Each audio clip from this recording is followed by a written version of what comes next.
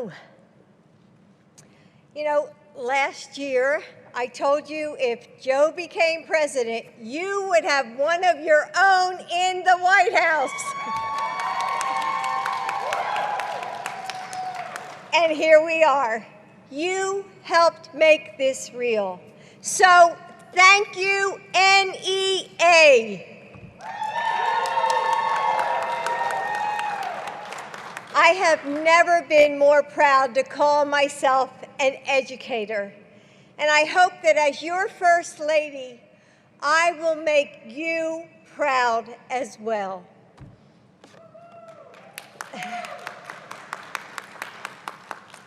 When the world as we knew it shut down last year, people across this country wondered, you know, how will we keep our children learning? How will we stop kids from going hungry? Who will support parents? But you didn't wonder. You got to work. I saw it with my own eyes as I crisscrossed this country and met with educators just like you. The cafeteria worker who spent long hours making sandwiches for hungry families. The teacher who retaught her lessons each night for a student whose siblings used the family computer during the day. The bus driver who drove to Wi-Fi hotspots to neighborhoods with no connection. The counselor who took call after call from parents in tears, just trying to juggle it all. America's students and families faced a crisis like never before. They needed champions like never before. And they found their champions in you.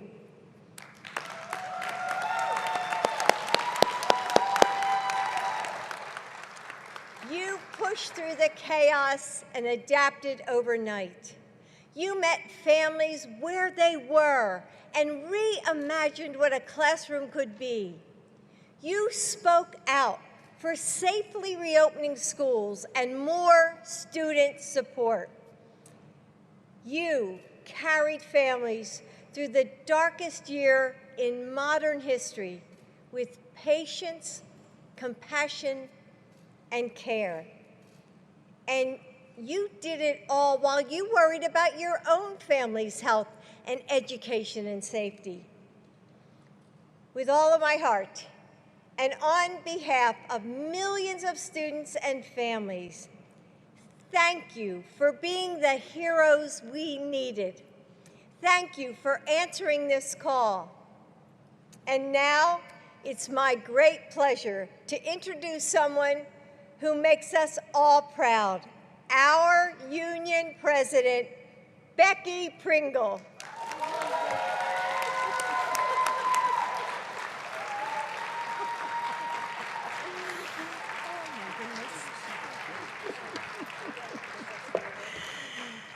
NEA, you know, I have been introduced by many NEA members. But how cool is it that I was just introduced by an NEA member who just happens to be the First Lady of the United States of America. Oh, thank you so much, Dr. Jill. Not only for that wonderful introduction, but thank you so much for always, always, in an unwavering manner, standing up for our students, speaking up for the people who have dedicated their lives to educating America's students, our incredible, phenomenal educators. Thank you so much, Dr. Jill Biden. It is such an honor, NEA, to welcome to the stage a man that really doesn't need any introduction because we spent a great deal of time talking about him all over this country. And in just 6 months, he has kept his commitment. 6 months. His unwavering commitment to our students and to educators, to unions, to racial and social justice, which we at the NEA understand is education justice.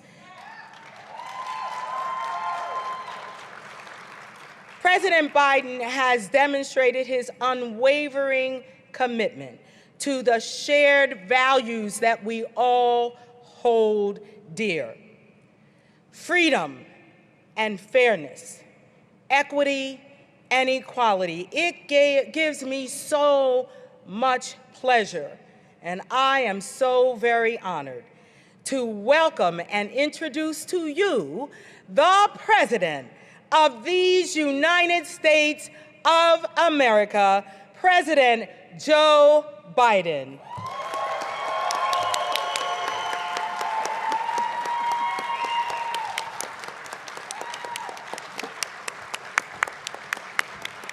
Hello, everyone. They tell me there are a few people out there watching. Couple thousand.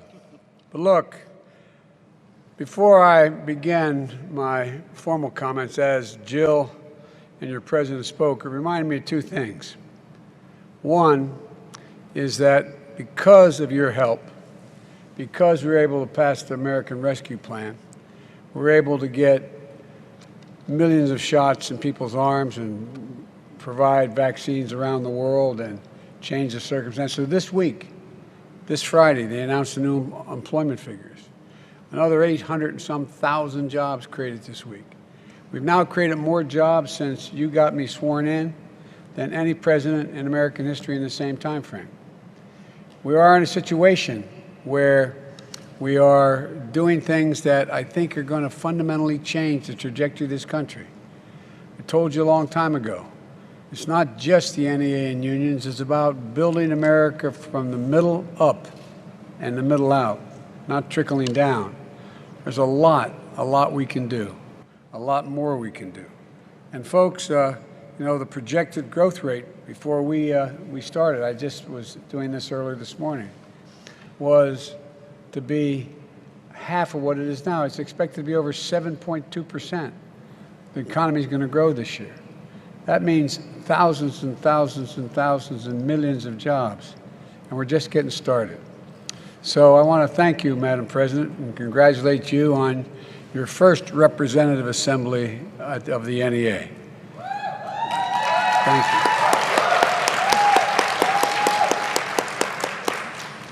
And Jill and I wanted to congratulate you all on the 100th anniversary of this convening.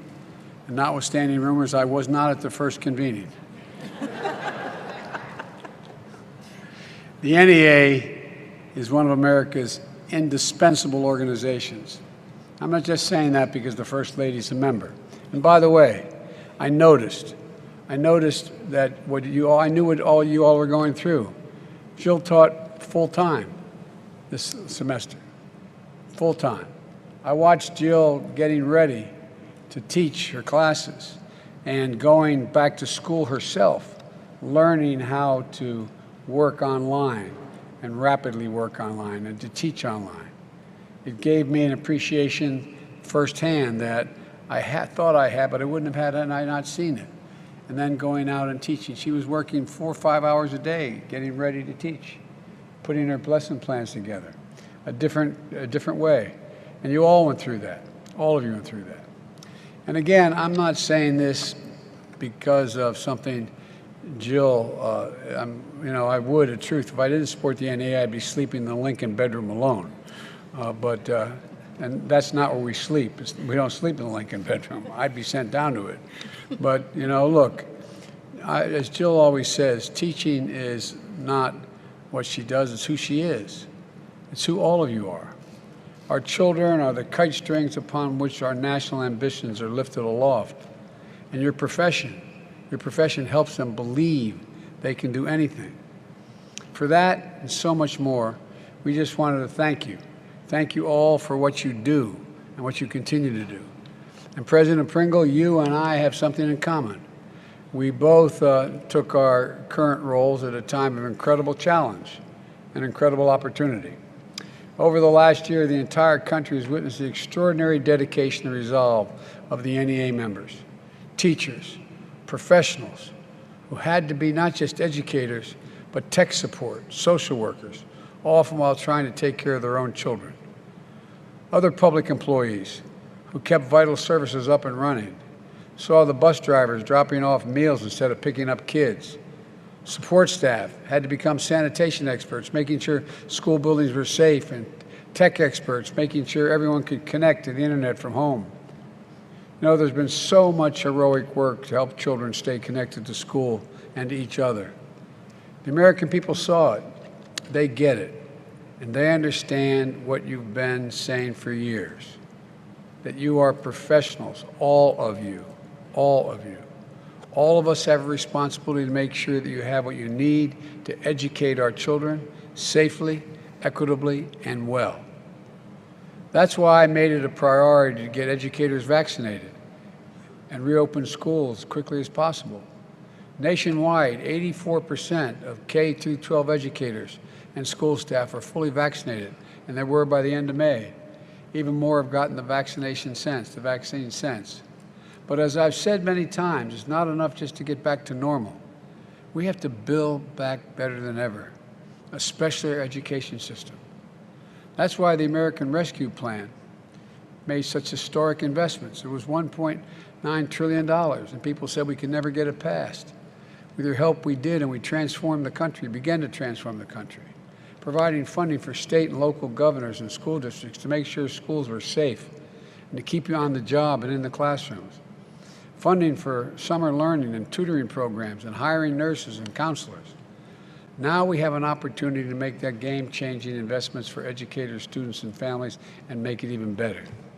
We're in a competition in the 21st century, a worldwide competition. And as Jill says often, any country that out-educates us is going to outcompete us. We have to build for the 21st century because the rest of the world is not sitting around and waiting. The bipartisan infrastructure agreement we just reached is going to deliver reliable high-speed internet to every American, every single American, and they're going to be affordable in rural and in urban areas. Of the many things, of the many tough images this past year were children sitting in cars and fast food parking lots because it was the only place they could get a Wi-Fi connection for remote schooling. If we didn't know it before, we do now. High-speed internet is essential, like electric and clean air, like electricity and clean water. And speaking of clean water, this agreement that we put together will put Americans to work in good-paying union jobs, replacing 100% of lead water pipes in this country. 100%. Right now, there are 400,000 schools, and some of you teach in them. 400,000 schools and child care centers with lead pipes. We know even that low levels of lead can cause behavioral and learning problems in children, impairing their growth. This deal contains the largest investment in clean drinking water in American history. It would end the threat of lead contaminated water once and for all. My American Families Plan, which we're now trying to get done as well, calls for an historic investment in human infrastructure, guaranteeing 4 additional years of public education for everyone, starting as early as we can. Universal high-quality preschool for 3- and 4-year-olds. And all the data shows how that increases their prospect no matter what environment they come from to do better and make it through school. 2 years of free community college and high-quality, affordable child care for working families. It would it would lower the cost of lower income students going to school, the Pell Grants. We provide an additional nearly $1,500 in Pell Grants. We'll also make a $9 billion investment in educators so we can address teacher shortages, diversify our pipeline of teachers, and improve teacher training and teacher mentoring. And critically, it would extend and expand the child tax credit, which will significantly benefit working families. What that means, instead of deducting $2,000 per child off the bottom line of your taxes, which doesn't do too much for families who don't have a big tax bill to begin with, pretty soon, before this month is out, families are going to get a significant check. For every child under the age of 6, you'll get $3,600 per child. For every child 6 to 17, you'll get $3,000. Not as a credit against your taxes that a lot of educators and school staff aren't really going to feel. You'll get cash. Starting the middle of this month, you'll start to get monthly payments between now and the end of the year. For example, if you have one child and you're going to get $3,600. Between now and January, you'll get $1,800 of that on a monthly basis between now and January. And between January and December, you'll get the other $1,800. Folks, this is a major tax break for working families. And my family plan will extend it for 5 years. This year's plan is estimated to cut child poverty in half the child tax care. So look, folks, I'm also working with Congress to support $100 billion in school infrastructure investments, making sure that our schools are safe. You have the technology you need to prepare for students of the future, something that I've always cared deeply about. My budget invests $20 billion more in Title I schools. No student's education should depend on their zip code. It would represent a historic effort to close the funding gap between rich and poor districts. And one of the first things that funding will be used for is to help educators in those schools get the raises they deserve and the resources they need.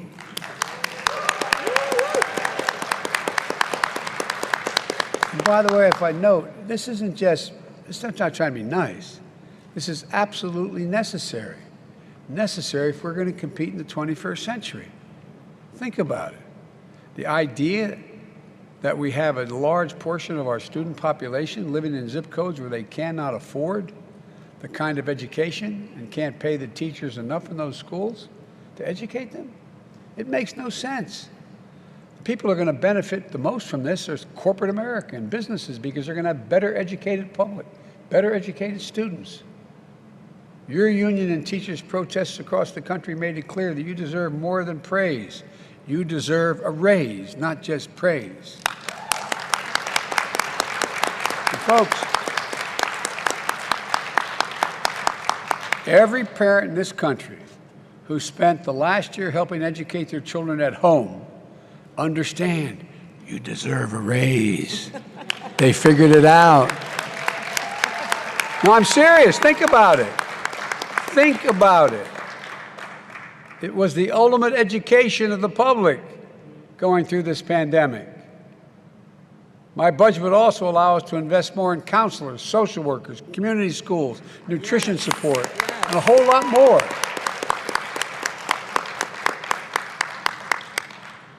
I have a lot more to say, but I'm going to get the hook from Jill if I keep talking. So let me close with this. On Sunday, we'll celebrate our independence as a nation, as well as our progress against the virus. In the days ahead, we have a chance to make another beginning, the beginning of a stronger, fair education system. But it can't be done. It can't be done with you. We can't do it alone. We need to keep getting the word out about the opportunity that lies ahead for us. So let's make this happen together. I really mean this. This is a campaign in and of itself. Jill and I are proud of you. We're grateful to you. And I really mean that. You know, I think about it. Why would a kid like me from Scranton and Claymont, Delaware, be standing here as your President of the United States of America? Were it not for the people who educated me, the teachers I had. It made a difference. They took a stuttering kid who couldn't speak very well in school, was scared to death to be called on to read out loud. And they nurtured me. Joey, you're a very smart boy, Joey. Just take your time. Don't let that get in your way, Joey. I'm serious. I think what you all underestimate, beyond the teaching of reading and writing, adding and subtracting, you give so many kids confidence. You let them believe in themselves. I'm not joking. Think about yourself, your own. You can name the teachers who helped change your life. You can name them. I can still name them. I know who the people who made a difference in my life. Made me believe I could do anything. When if you looked at the background, there's no reason why. Coming from my circumstance, it wasn't poverty, just making it. But you did it. Don't forget it. Don't forget how much difference you make. Those you've been teaching a while, you have experiences like Jill has. People will come up to Jill and say, Ms. Biden, I had your English class. I can't thank you. What are you doing now? Well, I have my doctorate and I'm teaching at such and such. Or a fireman putting out a fire in our home. Mrs. Biden has all his gear coming out of a house that almost burned down. Mrs. Biden, you had me. You had me as a teacher. You taught me English. Think of the people's lives you change. You know, I'm supposed to stop, but I'm going to say a couple more things. Because I really don't think you understand or you appreciate just how important you are. I really mean it. I genuinely mean it from the bottom of my heart. I was overseas at what they call the G7, the biggest economies in the world. And then with the NATO people, and then I met with Putin. And in the process of doing all this, I was asked at one point, can you define America for me? And I'll give you my word to this. I said yes, and I believe this. And I repeated it again today as I swore in new citizens, young people in the White House. I said, I can define America, and I mean it from the bottom of my heart, in one word: possibilities. It's the only nation in the world where we think we can do anything. Now, why do we think that? Not a joke. Why do we think that? Why do we think anything's possible? It's not just the system. It's the people who look out for us. I've said 100 times, you control, you the teachers, determine what this country is going to look like. You are the people who take our children and nurture them. As I've said many times, they're the kite string. You're the kite strings upon which we lift our national ambitions aloft. So understand how important you are. And by the way, understand how important that cafeteria worker is, who looks at that kid who's a little bit ashamed that they have no food at home and says, honey, here's a little more. Take some more. Or packs a little bag without telling them after they have lunch and slips it to them. You provide their dignity. You give them dignity. So I really mean it. I think you're the single most important component of America's future. So don't give up on yourselves. And I know you won't. Don't give up on these kids. Give them hope. Make them believe in themselves. And make sure when they're much older, and they say, how'd you get here? Because Mrs. Jones or Mr. Williams or whomever, because it will be done. It will be done. Thank you. Thank you for all you do, all you give, and all that you are to your students and to the nation. You know you affect your students, but it's to the nation. God bless you all, and may God protect our troops. Thank you so much.